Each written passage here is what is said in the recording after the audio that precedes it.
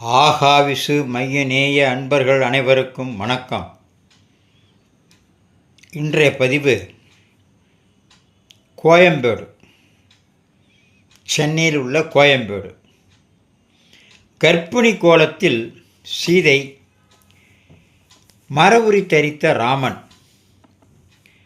இந்த சென்னையோட இதயப்பகுதியில் ஒரு இராமாயண அதிசயம்.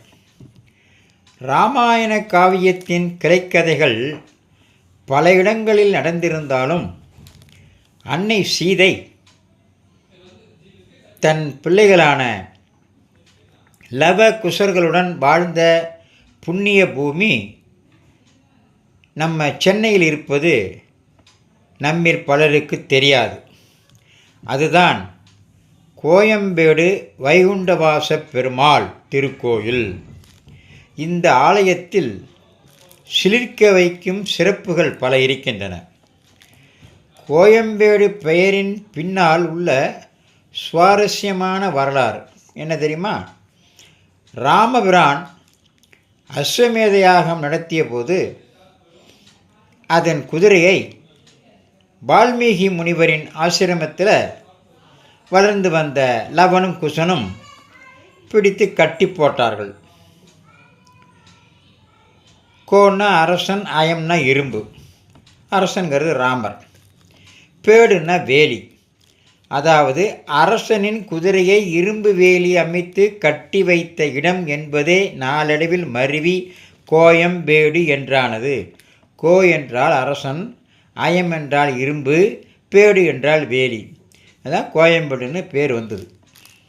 எங்குமே காணாத ராமரின் அபூர்வ கோலம்.